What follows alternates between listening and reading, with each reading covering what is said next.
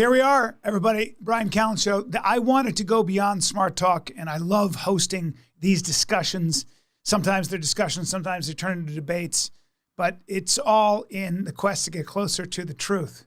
And I am honored to have two gentlemen who I have listened to. I've listened to their debates. I've listened to their lectures in general. Dr. William Lane Craig is here along with Dr. Michael Ruse. And I'd like to just give you a quick biography before we get into the questions of truth. Does God exist? What does God look like? Who is God? All those questions. So Dr. William Lane Craig is here. He is an American analytic professor, Christian apologist, author, Wesleyan theologian who upholds the view of Molinism. He is currently a professor of philosophy at Houston Baptist University and a research professor of philosophy at Biola University, Talbot School of Theology. Craig has updated and defended the argument for the existence of God. He has also published work where he argues in favor of the historical plausibility of the resurrection of Jesus, which that's a big undertaking. Dr. Michael Ruse, a British-born Canadian philosopher of science who specializes in the philosophy of biology and works on the relationship between science and religion, the creation-evolution controversy, and the demarcation problem with science. Ruse currently teaches at Florida State University. Gentlemen, welcome. Welcome to the mother of all debates. I think it's important when you host a debate like this to kind of be transparent on where you stand. I am, as I get older at 56, I am a believer in God. I find myself getting closer to God, not farther away. I seem to be able to more and more develop maybe a rational argument for the existence of God. That's what I'm interested in. I have enormous respect for Christianity as I study it. I was raised a Catholic, but not really, sort of a wayward Catholic. But I'm fascinated, I guess, with the sort of demarcation here between Dr. Ruse and Dr. Craig in terms of, Dr. Craig, you do argue for the necessity in believing in the resurrection of Jesus. Dr. Ruse, you have a different point of view. I don't know if we want to start this by talking about the validity of Jesus as God. Rather, maybe let's just talk a little bit about your general philosophies, and maybe we can start the conversation that way, or if I'm open to however you guys want to start this conversation. I think that's a very good way to start. The other thing I want to say is, yes, it is a debate, but I don't really look upon it as a debate in the sense of, at the end, we're going to vote. Right, because no, seriously, because I'd win anyway. But more importantly, because I think Craig and I have things that we want to say, and we want to interact, and we're both teachers. We want people to go away to think for themselves. And with any good luck, they'll say, boy, weren't those guys just wrong? Total nonsense. Now, let me tell you what I think. So right. There you go. Well, I think that's a great, I'm so glad you brought that up, because Dr. Craig, you said when you do have a debate with an atheist, for example, you're not looking to change the person who you're debating's mind. You're trying to open the minds, or at least and maybe influence the minds that are open, that are listening. So I appreciate that. Yes, that's right. I have a real burden for university students, because it was about at that age that I myself became a Christian believer, and my life was radically upended and transformed. And so I want to share with people who are about that same age the good news of the gospel of Christ and God's existence. And I think that the best way to do this is in the context of giving a rational defense of Christian theism. And so Michael and I have actually debated before. We're old friends, and I too look on our conversation today not as a debate, but rather as a dialogue or conversation about these important issues. That's great. Can you on that, can you just give us a brief sort of history of how you came to this sort of, Saul on the road to Damascus moment? You're such a thoughtful and rather rational man. I mean, you have such a command of history and philosophy. And sometimes I always think it's so anathema. It's almost like that contradiction is always fascinating to me. Yeah, I would be disingenuous, Bryan, if I tried to portray my conversion experience as the result of objective, cold, rational investigation. As a teenager, I was asking what I call the big questions in life. Who am I? Why am I here? What is the meaning of my existence? And as I contemplated my own death and the inevitability of the eventual death of the universe itself, it seemed to me that everything is meaningless, that there is no ultimate value, purpose, or meaning in life. And so I was miserable. I understood the darkness and the despair that I later learned was so aptly described by French existentialist philosophers. And then one year, my junior year in high school, I walked into my German class and sat down behind a girl who is one of these types that is always so happy, it just makes you sick. And I said, Sandy, what are you always so happy about for anyway? And she said, it's because I'm saved. And I said, you're what? And she said, I know Jesus Christ as my personal savior. And at that time, I was starting to go to church. So I said, well, I go to church. And she said, Bill, that's not enough. You've got to have him really living in your heart. And I said, well, what would he want to do a thing like that for? And she said, because he loves you, Bill. And that answer hit me like a ton of bricks. Here I was so filled with despair and darkness. And she said that there was someone who loved me. And who was it but the God of the universe? And that thought just staggered me. I couldn't take it in. Well, I went home that night and got a New Testament that had been given to me in the 5th grade by the Gideons when they visited our grade school. And for the first time in my life, I began to read it. And I was absolutely captivated by the person of Jesus of Nazareth. There was a wisdom about this man's teaching that was undeniable. And I felt tremendously attracted to him. And so over the next 6 months, to make a long story short, I went through the most painful and deep period of soul searching in my life that eventually ended in my completely yielding my life to Christ as my Lord and Savior. And that was a transformative moment, as you say, very much a Damascus Road moment for me. And I've never looked back since then. And Dr. Ruse, you had a similar deconversion. I mean, I think you came up as a Quaker, didn't you? Yes, very much. In fact, I'm pretty much the inverse of Bill. I was brought up as a Quaker. I was born in 1940. So, as it were, I came to consciousness as 10, 12, that sort of thing. And Quakers, of course, don't have any churches or priests or anything like that.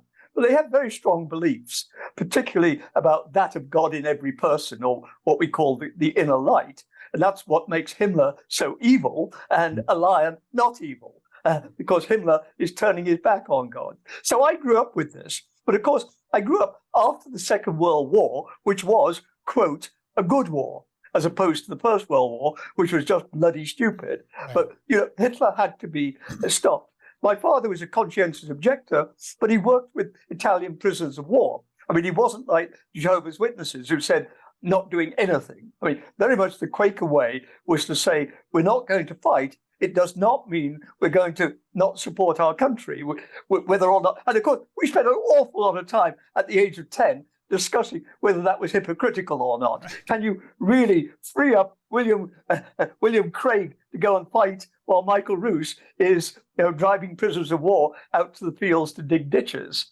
So I grew up very much with that in a Christian context, but Quakers aren't big on reading the Bible or anything like that. I mean, it's much more the immediacy of it's the third part of the Trinity, the Holy Ghost or the Holy Spirit. That's what really counted for us. And I went away to boarding school, Quaker boarding school, and I hate to say I had inverse experiences from Bill Craig, because when I was away at boarding school, what mattered was, are you good at games? How important is your father?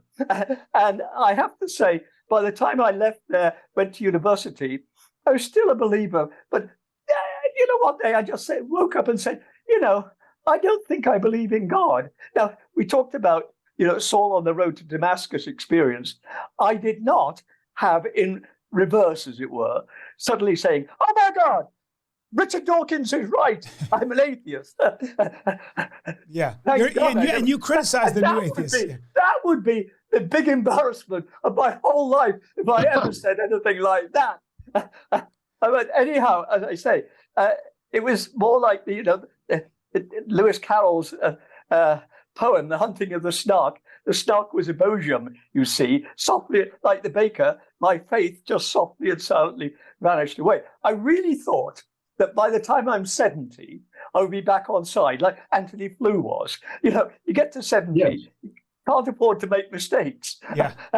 So I thought I'd be back on side. What absolutely amazed me was that I did not feel that at 70. I did not feel that at 80. However, what I have found, and I think it's always been there, but increasingly at this age, these sort of moral messages, spiritual messages that I got from Quakerism as a child have become more and more pressing. They've always been pressing, but they're more and more pressing. Now, please understand, the one thing I'm not doing is substituting some kind of humanism for my Christianity. I hate humanists. I don't hate...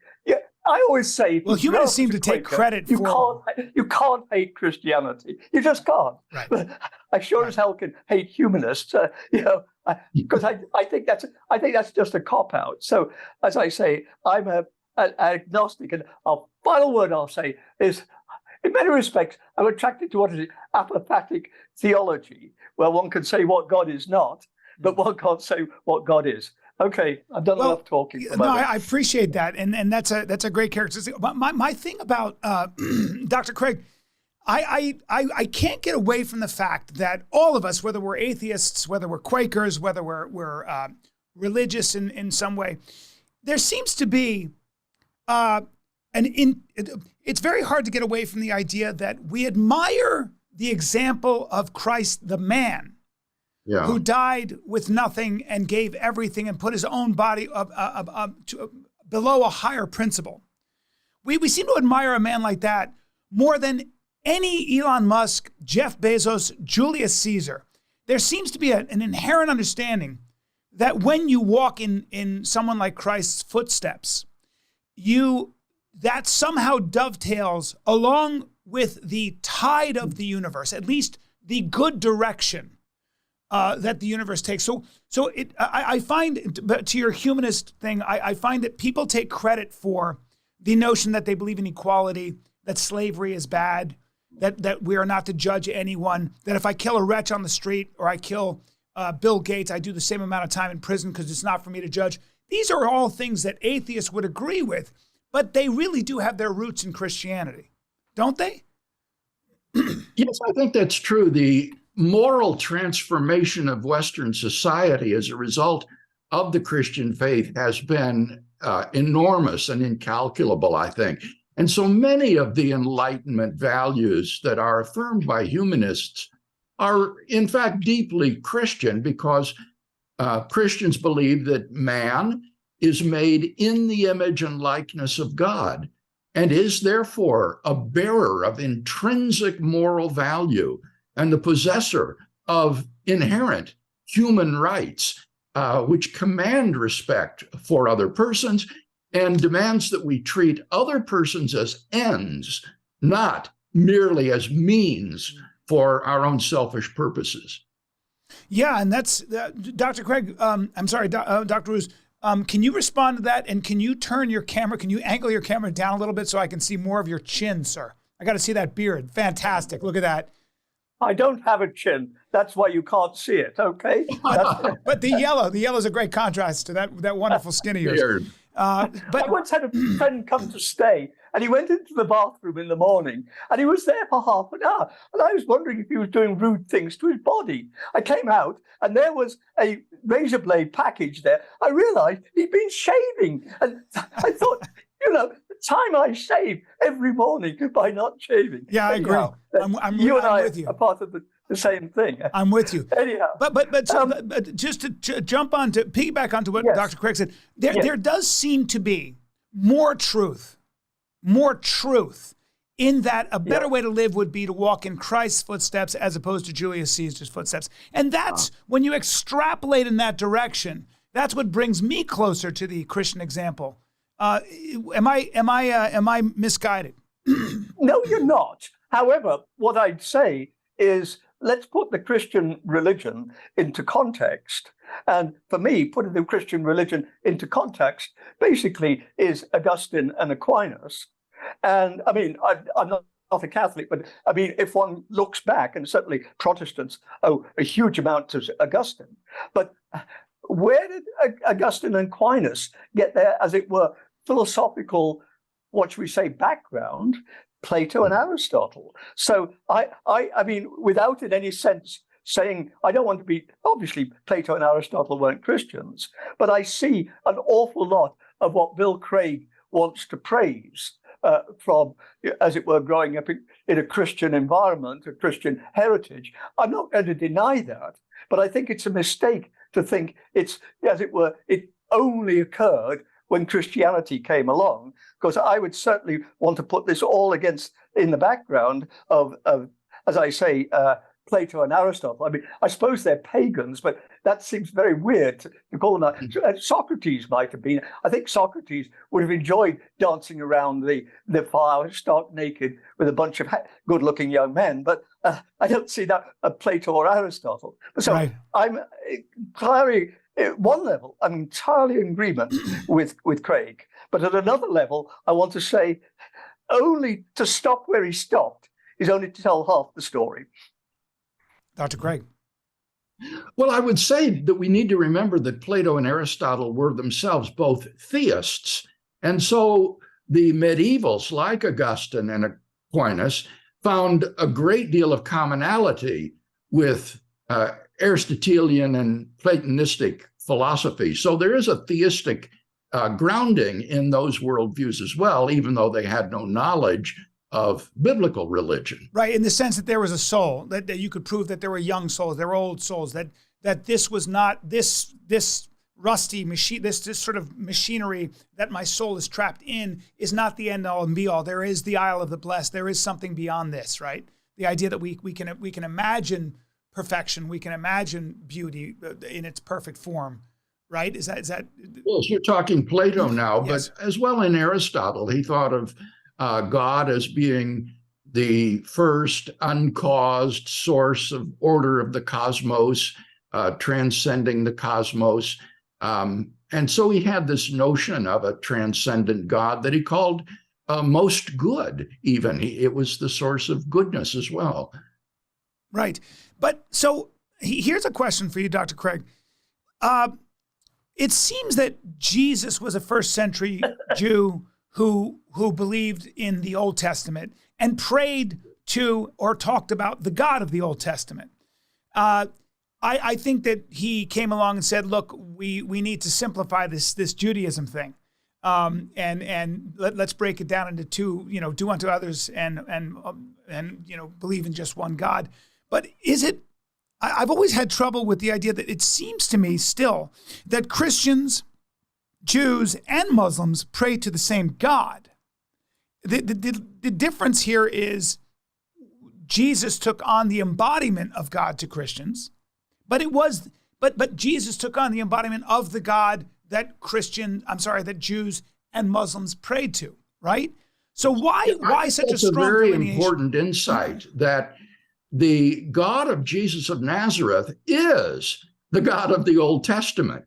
And so people sometimes try to play off the God of the Old Testament against Jesus, when in fact it was the God of Israel that Jesus of Nazareth worshiped and served and called his heavenly Father and taught his disciples to worship and serve as well.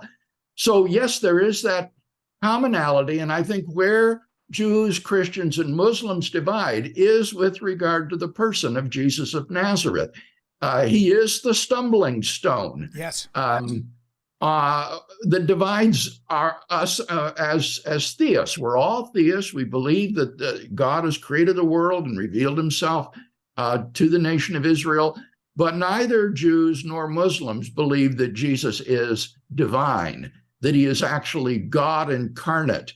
And this was one of the most startling transformations in early Christianity of the Judaism that they had inherited. Sometimes biblical scholars have referred to this as a mutation, to borrow a biological metaphor, a radical mutation of Judaism, to think that God is not unipersonal, but he's tripersonal, and that Jesus was, in fact, God incarnate.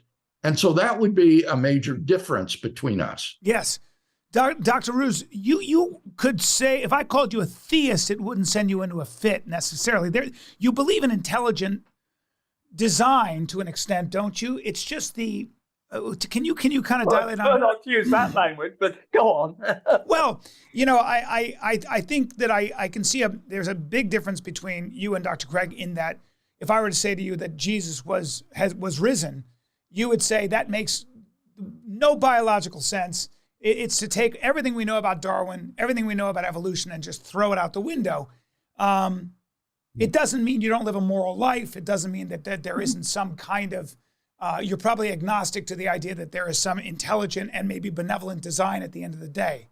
Would that be fair? Well, yes, but I don't think my doubting a physical resurrection actually comes from science at all. I think, once again, it's very much part of my Quakerism that, for me, I'm fully prepared to accept on that Sunday, at some point, the disciples were sitting around feeling absolutely dreadful and downcast.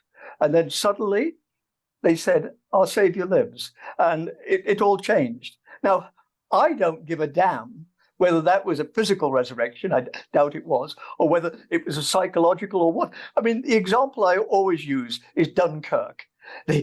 How on earth did the British Army manage to escape and get back? Well, we know there are various sorts of causes. For whatever reason, Hitler decided not to do anything about it, and all of those things. But the main thing is the sea was absolutely flat, and so the smallest ships could go over. Now, if you ask anybody that I grew up with, was Dunkirk a miracle? They'd look at you as though you're queer in the head. Of course it was. Of course it was. It didn't save us, but God made it possible for us to, as it were, recoup and go back again. But was it caused by miracles, or was it a matter of just meteorological laws?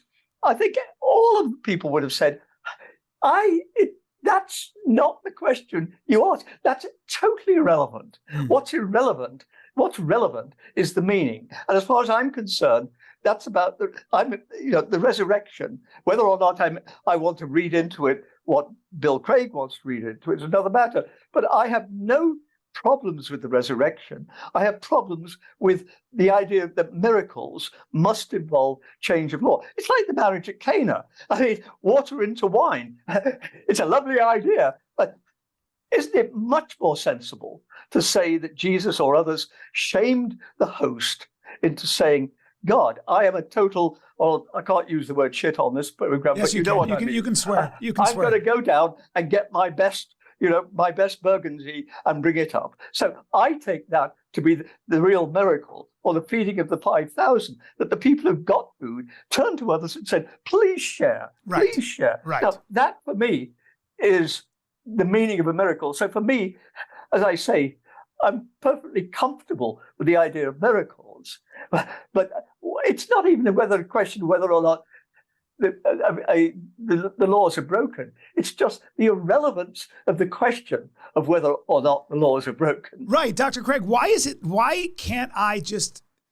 it possible for you to accept that maybe Christ was speaking in metaphor and the resurrection is a metaphor? And why can't you be a good Christian to believe that Jesus didn't have to physically resurrect, but rather there was a there was a metaphorical resurrection. There was a spiritual resurrection. There was a resurrection within our hearts, which we have all the time, right? I mean, the stories that resonate with us, whether we're children and around the world, whether you are an atheist or not, excuse me, is of some kind of a resurrection story, right? Boy to man, girl to woman. You know, the idea that I face my fear, somehow I am on the cross, and I keep my faith, and I fight the dragon even though my sword doesn't work, and I come through because I have faith in a higher, in the fact that I'm guided. The resurrection story is repeated over and over. So why is it that we can't just speak in metaphor when we talk about Christ's resurrection? Why does it have to be the physical resurrection? I think fundamentally it's because that's not the way the historical sources present it. If they did present it as merely metaphorical change of meaning, fine, but they don't. They present it as a physical event that occurred in space and time and left an empty tomb in its wake, and involved post-mortem appearances of Jesus to the disciples that were far beyond anything that could be explained by natural law. So the sources do present it as a miracle, and we're challenged whether to believe in that or not. Now, the reason I think it's important to affirm its miraculous nature is because it is precisely the resurrection of Jesus that is God's public vindication of Jesus, who was crucified, you remember, because he had allegedly blasphemed God by arrogating to himself prerogatives that belong properly only to God. If this man has been raised from the dead, then God has unequivocally and publicly vindicated those claims. And that would be the basis on which I would be a Christian theist rather than, say, a Jew or a Muslim. It would be because of the authentication of Jesus' claims that is constituted by his supernatural resurrection. Wow. Okay, can I be Augustinian at this point? Please. And go back to the first verses of Genesis. And of course, we get what was the sun invented on the first day, but daylight doesn't come along until the third or fourth day. Now, St. Augustine said, we got a problem here. Obviously, what are we getting? The ancient Jews would not have understood, cosmology in the way that we sophisticated fourth century Romans can. So, of course, the Bible speaks allegorically. Doesn't mean to say it's false in any sense. Doesn't mean to say, but it does mean that this is a story, but it's the real part of the story is the meaning. And I would go back straight away to the resurrection. I mean, these people had not done philosophy 101. So I don't expect the disciples or any others to be able to make the kind of distinction that I'm making. I mean, I'm not pushing myself up. I mean, I'm repeating arguments of others. But I would say this kind of argument, they wouldn't be able to grasp it properly. So I find nothing odd at all in the story of Jesus rising from the dead and that sort of thing. But I take it that's the same sort of level as God creating the sun on the first day, but not day and night until the third or fourth day. So it doesn't mean the Bible is false, either in Genesis or in the four Gospels. Yeah, and Dr. Craig, you always talk about the fact that there are contradictions in the text, but it's more of it's an emotional inner knowing, isn't it? Isn't this where Well, no, I want to respond to what Michael has said, because I've just written, my most recent book is entitled In Quest of the Historical Atom, where I explore these early narratives in the book of Genesis that he just spoken about.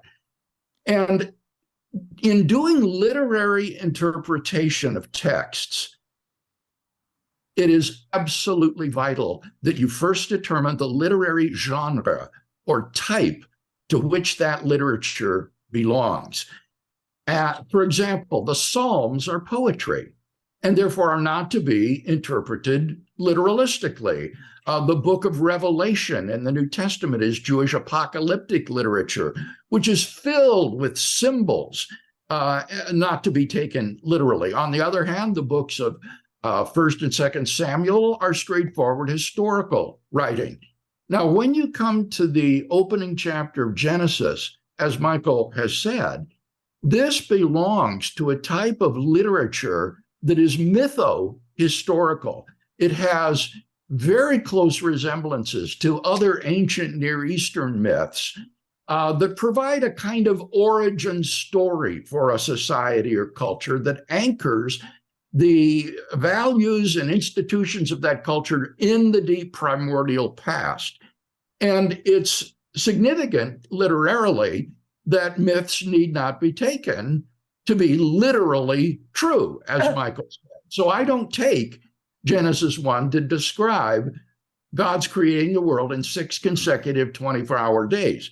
But here's the crucial point. The New Testament Gospels do not belong to the genre of myth. Scholars such as Richard Bauckham or Richard Burridge and others have shown that the kind of literature that the Gospels most closely resemble is ancient biography, like Plutarch's lives of famous Greeks and Romans. And as a biographical genre, these narratives have a strong interest in history. They purport to give an accurate account of the life and teachings of Jesus, including his crucifixion, burial, empty tomb, and postmortem appearances. In the 18th and 19th century, there was an attempt to explain away the resurrection narratives on the basis of Greco-Roman mythology. And that has come to be universally rejected by contemporary biblical critics and historians of the life of Jesus. I don't think anyone would defend that today. And so given the literary genre to which they belong, it would just be inaccurate to interpret this on the model of Genesis 1 to 11. You see, this, I think, Bill, shows the difference between us. How do you regard the book of Ruth? Oh, I don't know. Michael, I'm not an Old Testament scholar, and I've never studied. I mean, I've read the book of Ruth, but I don't know. You see, this is the thing. If anybody asks me, what is the most beautiful book in the whole Bible? I would say the book of Ruth. I think when Ruth says to Naomi, whether thou goest, I will go, but your God will be my God. I mean, even now, I go to tears. Yes. Now, it seems to me this is a wonderful story about loyalty, devotion, but of course it's also a story about a foreigner becomes part of the group, and dear God, she's the great-grandmother of David. I mean, so I see the book of Ruth as a wonderful story about loyalty, about families, about all of these sorts of things. But is it true? Is it literally true? Was there really a Ruth or not? For me, that just simply doesn't matter. Well, it may not matter the to meaning of the you. story for me. Yeah, it might not matter to you, Michael, but the question would be, how did the author intend it to be understood? Did he understand it as a historical narrative or as simply a lovely story? And that's going to depend upon your literary genre analysis. The Bible is composed of all sorts of different kinds of literature: poetry, biography, history, epistolary literature, wisdom literature. And in order to interpret the Bible accurately, you cannot have this sort of flattening approach to it. That approach, Michael, is the same as the fundamentalist who just opens the Bible and says, there's a promise, the Bible says it, and I believe it, and that settles it. That kind of flattening hermeneutic is extremely naive and I think very mistaken. And you see a lot of the new atheists. The new atheists seem to do that with the Bible, with believers, right? The new atheists kind of assume that all believers are literary and they're fundamentalist, and they kind of like reduce it to its parts. Yeah. And it's never that inspiring. I'm sorry, I interrupted you, Dr. Ruse. Oh, what I was about to say simply was that I think a literary person looking at something which is written down would not necessarily think that what the author was trying to say was necessarily what is being said or necessarily what speaks to us today. I mean, yes, obviously, at some level, the author's intention is all important.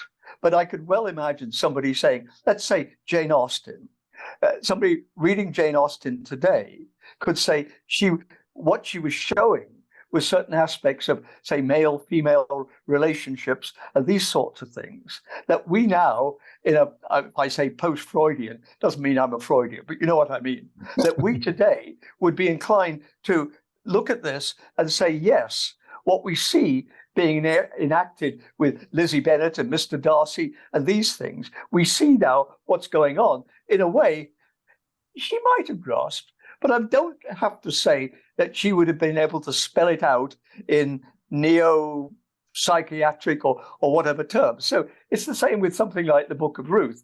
It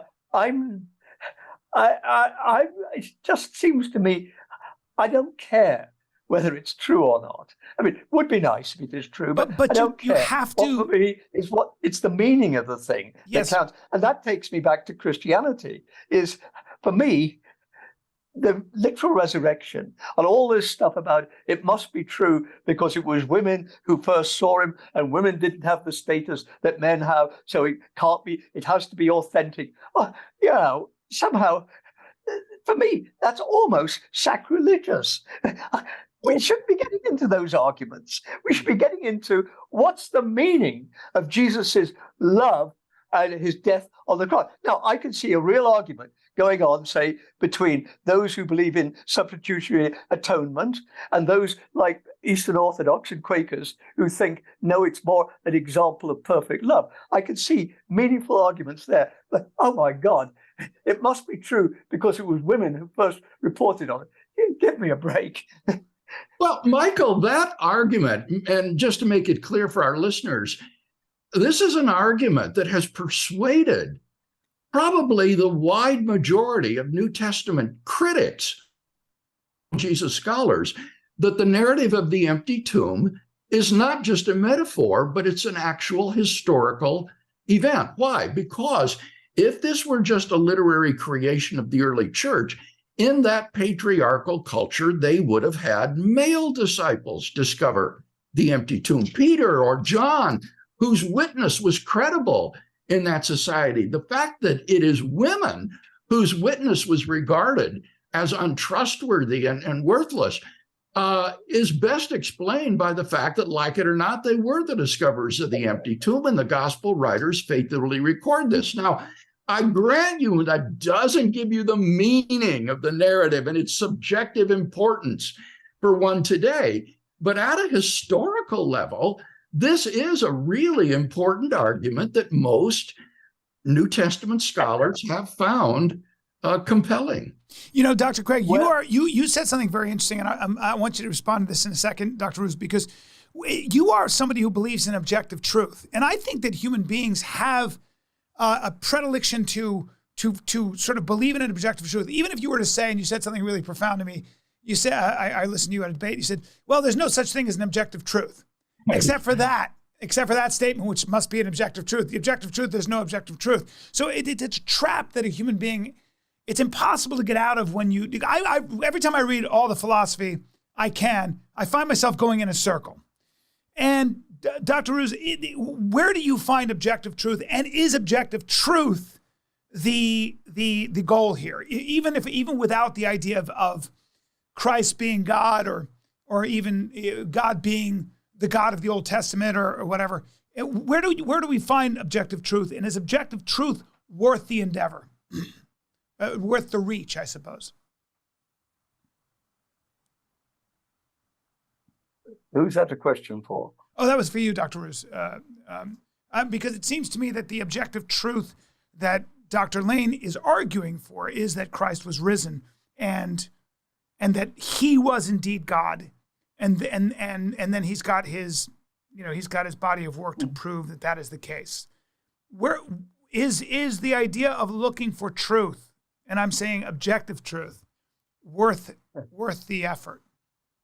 Oh yes, but obviously we differ over what is objective truth. I mean, I'm getting the feeling that we're in a Kuhnian situation here, that we've got two paradigms and they're incommensurable.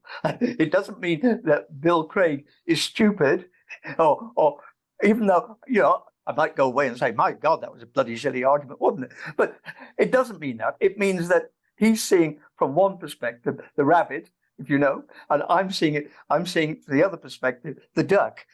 And I have a feeling, you see, I want to talk about objective truth just as much as Bill does.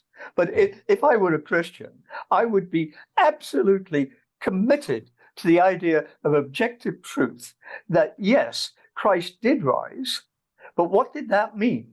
It meant that the disciples felt in their hearts, in their minds, that their Savior had not left them. He was there. He was supporting them, and he was obviously telling them, you can't just sit on your bums now, folks. This story is only just beginning. You've got to go out and do something about this. For me, I can't think of any more objective truth than that, any more than the crucifixion. I mean, I want to say, yes, obviously, Jesus sacrificed himself. Why? Well, of course, there we differ, but perhaps we differ over how you interpret it. But so I worry about talks about objective truth in this sort of sense, because I would want to say my position, I mean, daft, isn't it? But if I held it, would be just as objectively true as Bill Craig's position would be. So, here we've got the difficulty of the two. Mark, if I can just slew a little bit, I'm wondering, could we talk, at least at some point, about what we actually do believe about God, yes, and what we actually do believe about the hereafter? Yes. Because let me say what my position is. And my position, very Quakerly, it's almost mysticism appeals to me. That, as it were, these are unknown. Why is there something rather than nothing? I mean, I don't think that's a stupid question, like Wittgenstein and others thought. I think it's a perfectly meaningful question. It's just, I have no answer to it. I just have no answer to it. So as JBS Haldane said, not only is the world queerer than we think it is, it's queerer than we could think it is. And for me, something like body-mind that's a miracle. Why the hell can molecules think? I mean, and don't give me all the stuff about, Dan Dennett and materialism, or others, Dick Humphrey and emergencism. That don't work. I mean, we've got a real mystery there, like quantum entanglement. So I find this a very mysterious world that we live in. I don't think, however, that guarantees that there's going to be a hereafter. I would think as likely as not, we're going to have what Socrates called, an eternity of dreamless sleep, or something along those lines, if you were to ask me to put my money on it. But I just don't know. So for me, what makes my life meaningful in a way is it's a mystery. And so now the question becomes, what do I, Michael Ruse, do in this? Do I go with, saying simply, like Camus said, oh, well, it's all absurd? Or do I say, I'm going to make some meaning out of my life here and now? I know last Saturday, the Met High D had Don Giovanni. I came away and said, how can anybody say this life of ours is absurd when somebody can create something so miraculously beautiful and people can interpret it? So as far as I'm concerned, what do you call it? The Pelagian heresy? If you do everything trying to get into heaven? I think here we are, and our job is to love others and to work with others and to have discussions like this. Because obviously, Bill, you and I aren't just, as I say, we're not debating. We're trying to explore, we're trying to offer ideas, and we're hoping that the hundreds of thousands of people who are going to watch this YouTube podcast are going to come away and say, both Craig and Ruse were totally full of it. Now, let me tell you what No. That's what we want as teachers. But I think we're also trying to get closer to the truth. These discussions have merit because in our heart of hearts, all of us are making this effort especially as we get older and we get more passionate about it because we're trying to get closer to the truth. That to me is where I start finding faith. So yes, mystery. Yes, I'm a romantic. Yes, I love wondering. And I don't want don't pull back the curtain and show me all the machinations. It'll show me the methodology, but it's still not going to tell me why. And we can't get out of the fact that we are sitting here, the three of us, we can say what we want, but we're not talking in circles. We really do want to get closer to the truth, and that's the value here.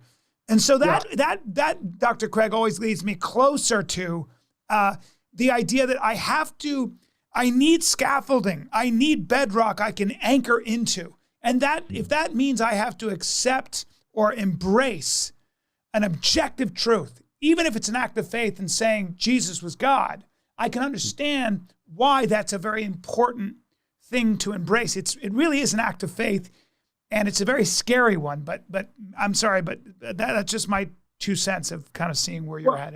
I want to reinforce what you're saying about the importance of the quest for objective truth, because Michael and I, at a very deep level, fundamentally agree that there is objective truth out there to be found. It's not just all in your head. It's not all subjective. There is a way the world is. And I think that we also agree on many of the methods to find objective truth, such as logic, empirical evidence, rational intuition, and argument. And that's why I reject the incommensurability thesis that you spoke of, Michael, from Thomas Kuhn. I think there are ways of adjudicating these competing paradigms of reality, and therefore I'm prepared to give arguments on behalf of the theistic worldview that I think make it more plausibly true than the atheistic or agnostic worldview.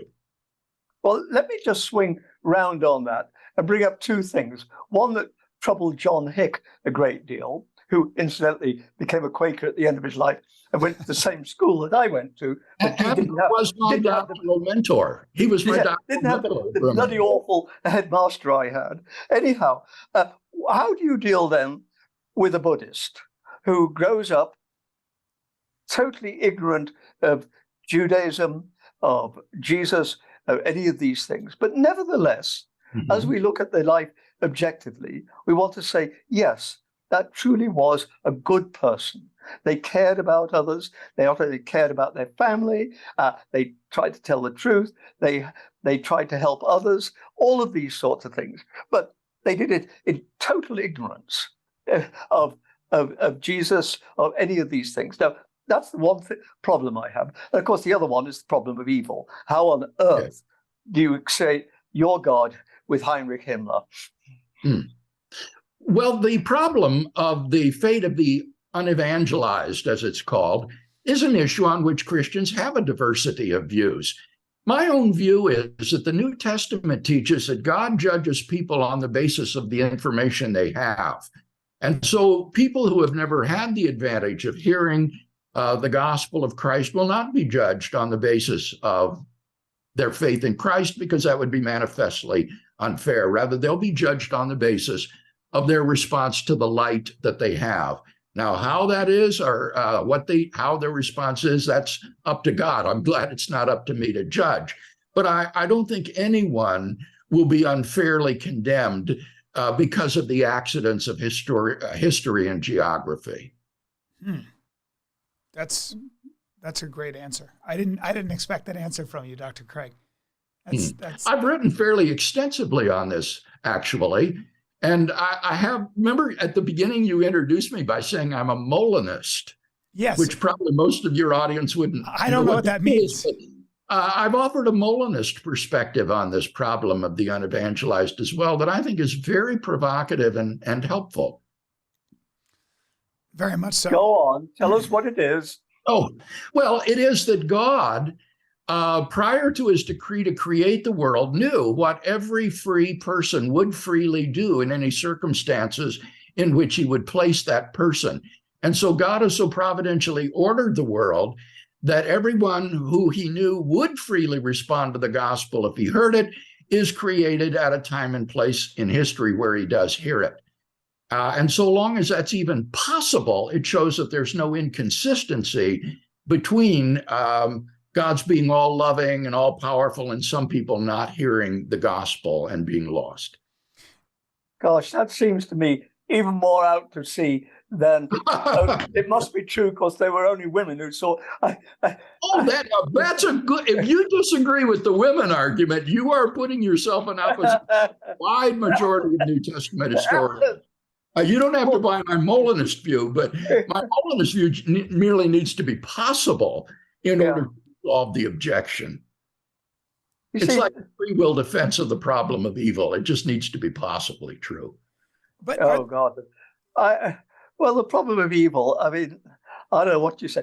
I mean, at a certain level, I find myself almost, sympathetic to process theology at this point, that, God is struggling along with the rest of us at some sort of level. And I mean, I'm not saying I believe this, but I do find aspects of it very attractive. The thought that when Anne Frank is dying in Bergen-Belsen, God is there suffering with her. I find I would affirm that as well. I don't believe in the impassible deity of Thomas Aquinas. Yeah. What is the impassible deity? What is the impassible deity? Are you sort of cherry picking the Christian beliefs you want? No. I take the New Testament. I take the revelation in Scripture as my norm for Christian doctrine. And the things that it clearly affirms, I will affirm. But the things that it leaves open is a matter for philosophical and theological debate. And doctrines like impassibility and simplicity and timelessness are clearly, I should say, are not taught.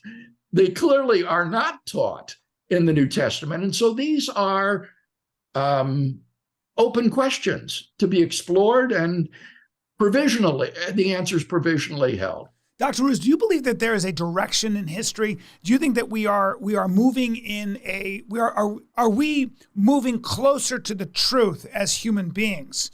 Are we going to, is there a direction? Is there a purpose to history? Because, when you talk about evolution versus creationism, for example, evolution is provable. You can point to evolution, and there are a lot of examples of evolution. That doesn't mean evolution doesn't exist within a larger context. There may be a larger truth within that sort of embodies or circles evolution, right?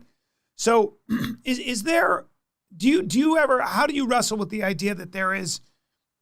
Is there a direction? Is this circular existence, or is there an alpha and an omega? I'm very dubious about drawing analogies between what happens in biology or the physical world or our knowledge and what happens in the cultural level. Yes, I do believe that we know a lot more than people did, let's say, 500 years ago. I mean, I think that the double helix is right. And I think that the double helix has led to some very interesting, even practical, answers. I mean, GM foods. I mean, I'm not unaware that there are debates around it. But as I see, if I were going to use the word progress, I would be happy to do that. When it comes to human societies, the problem is, yes, if I look at the last century, I think we have made progress. I think the United Nations, for all its problems, prevented a third world war, which might very easily have happened. On the other hand, I say to myself, if I were to forecast in the next, let's say, 2,000 years, 20,000, let's say 20,000 years, will some weirdo in the North Korea of the time let off atomic bombs, which of course will be responded. And the next thing is, like the Neville Shute story on the beach, it's going to get us all. So I don't want to say that's going to happen, but I'm very unwilling to say that progress, social, cultural, if you like, progress is necessarily forward. I mean, frankly, in my own state of Florida, I think in the last year, we've seen an awful lot of anti-progress, cutting down on blacks getting elected. Bobby, you disagree with me on this, but the opposition or oppression of women with respect to abortion, the anti-gay, all of these things, anti-immigrant, which is something I feel very badly about, particularly since I'm one. Well, I am. So I'm not convinced that progress is necessary. I mean, if you want an example of where progress does not happen, Brexit. I cannot think of a more stupid thing to do than Brexit. Although I know why. I was actually talking more. I grew up in England. I know about the English. I wasn't talking so much about policy, and I agree with our ebbs and flows. And we've always got this debate between right and left and liberal conservative, which I think is by design, because I think you need both in a society because they fulfill different roles. But I was talking more about the idea that let's just take, there's a dark side to technology, but there's also a side to technology.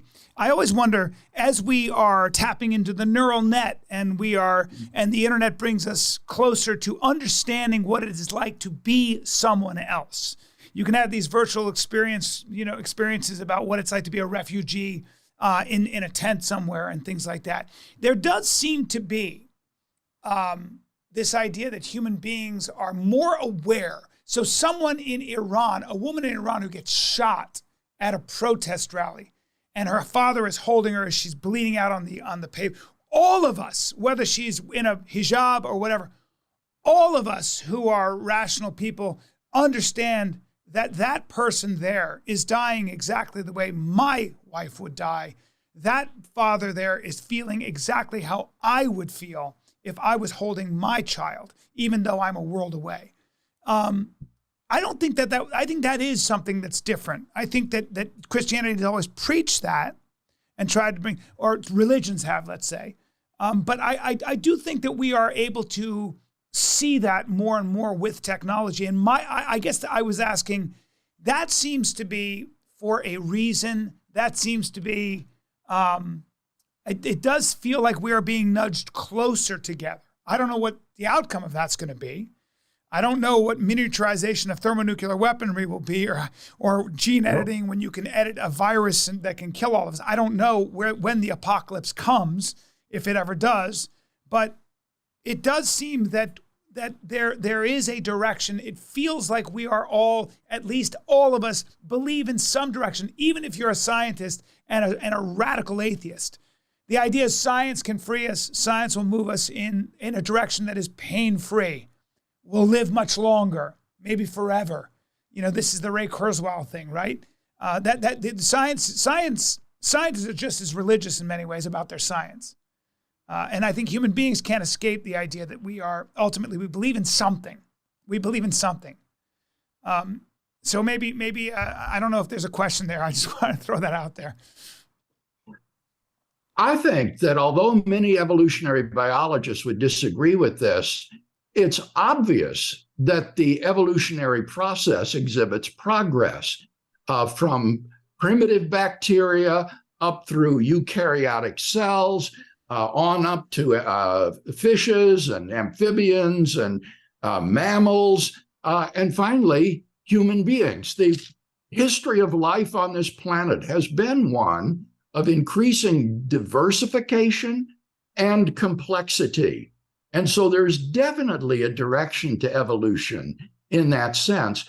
And even more important, there is progress and directionality in terms of self-consciousness, rationality, and the realization of the moral idea that moral values come to be expressed in man. You have in man a moral agent endowed, as we said earlier, with intrinsic moral value. And that's why we recognize that killing in Iran to be as morally abominable as the killing of one of our loved ones. It is because of that intrinsic human value that did not exist in the evolutionary process previous to the origin of man on this planet. So I think there's definitely progress to the evolutionary process of life.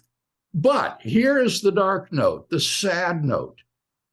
As I said at the beginning when I described my teenage despair over the prospect of death, all of this is doomed to destruction in the heat death of the universe. As the universe expands, it grows colder and colder.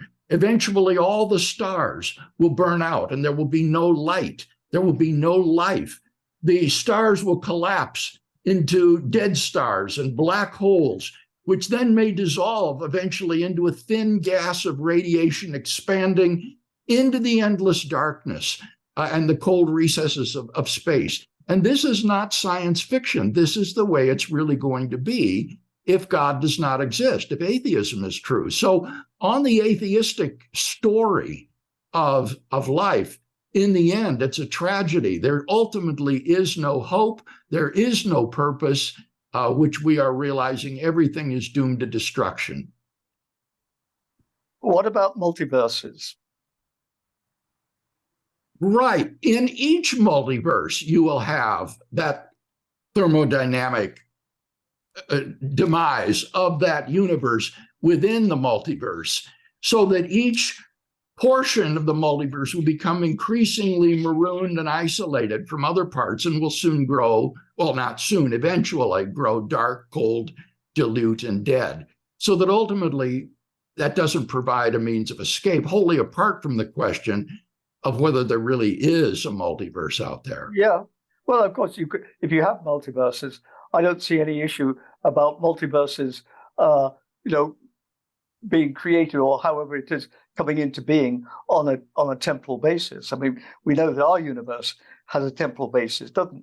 What is it, 18 billion years ago or whatever? So, but you see, this is part of the problem. I think where we are divided is that for you, there is a meaning to it all with a capital M, and this is all important for you, and this is how you put your perspective.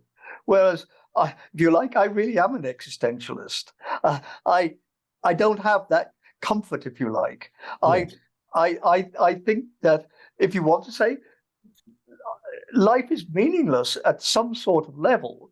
However, I don't think it, as I was saying, I don't think that means there's no meaning or anything like that. I just feel that we've got to recast the way we think.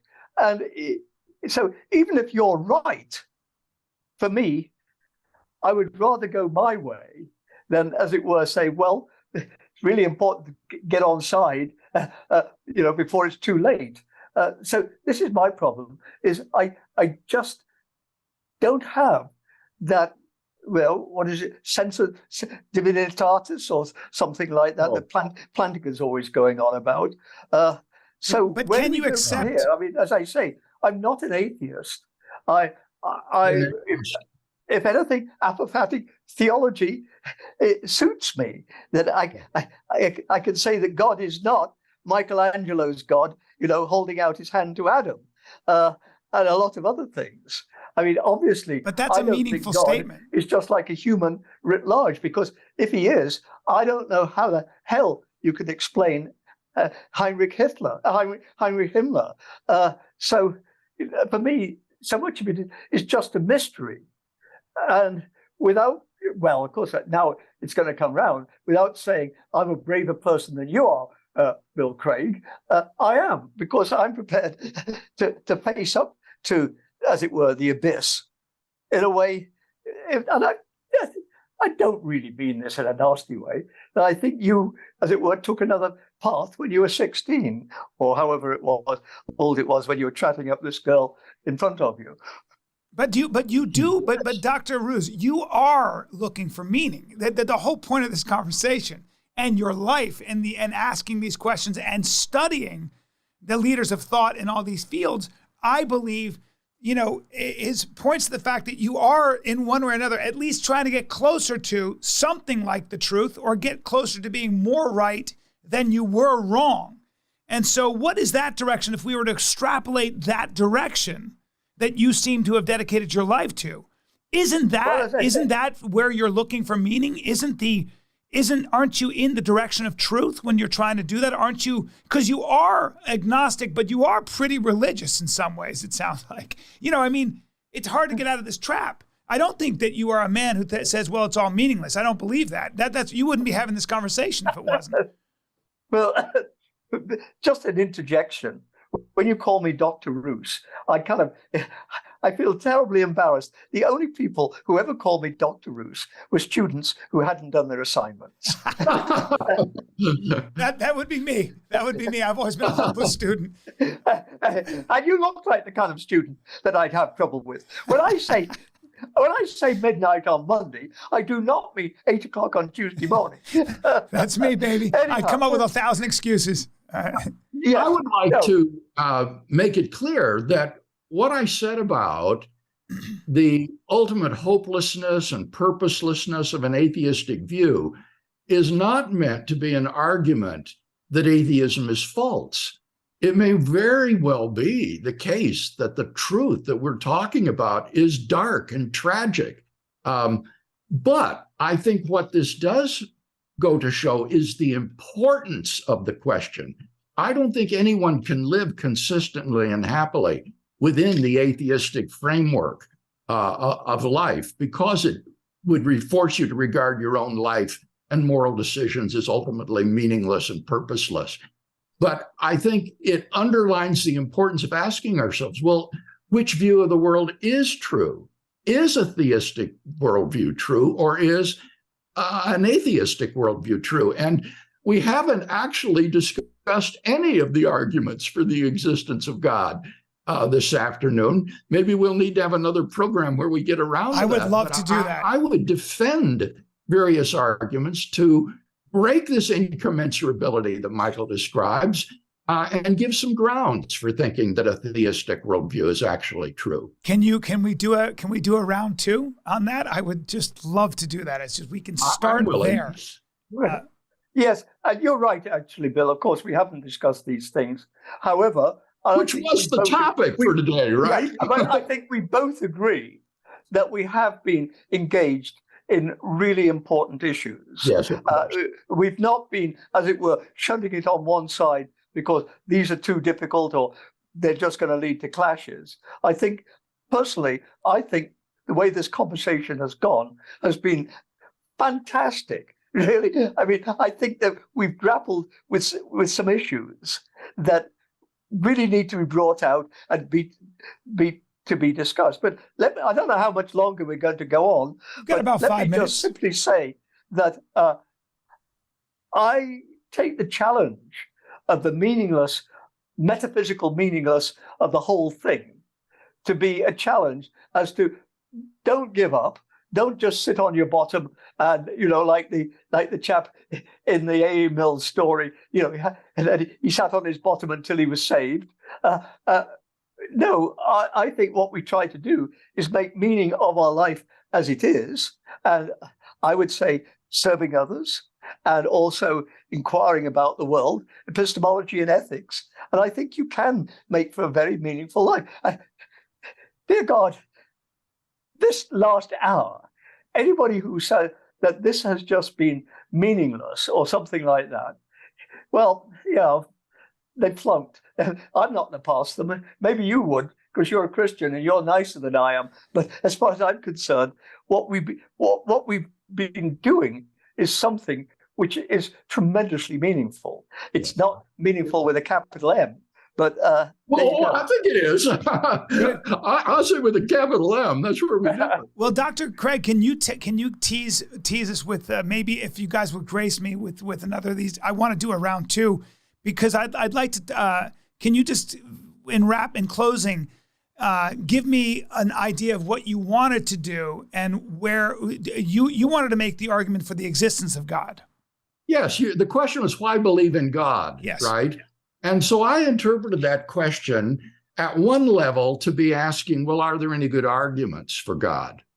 And so in my published work, I've defended about 6 different arguments for God that I think make a powerful cumulative case.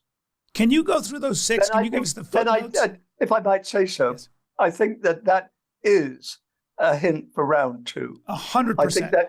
I think that's would be a really good place to start. Yeah. Where do we stand? First of all, on reason versus faith, but then what do you think that reason can do? And I think that I see that as something we obviously haven't talked about today, that we should talk about. But let's make it, as it were, round two, rather than add it on. Could I be permitted to simply list the arguments that I had? Yes, please. And I want to apologize to everybody. I was so excited about having you both on that I got kind of wrapped up in everything. And I did a terrible job of sort of, pushing you in that direction. But I've been enjoying just this whole conversation. So we definitely need a round two. But please state the 6 arguments, and then I want to get into that next time. So here's just a list of arguments that I would be prepared to discuss with Michael. Number 1, God is the best explanation of why anything at all exists rather than nothing.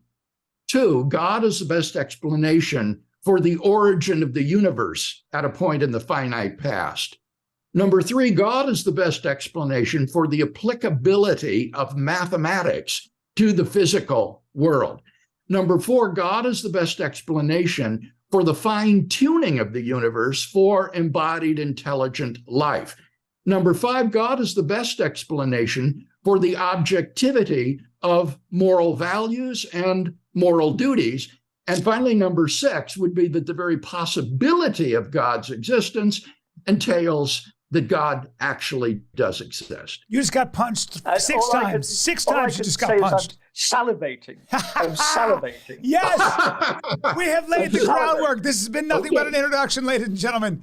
Dr. Craig, Dr. Ruse, I will continue to call you that because I'm not a good student. As you can tell, I got lost, but I got so excited, and I'm still very excited. So please grace us for round 2. This has been a teaser. This was the appetizer for the main event that is going to come up. This has basically been the weigh-in and the stare down.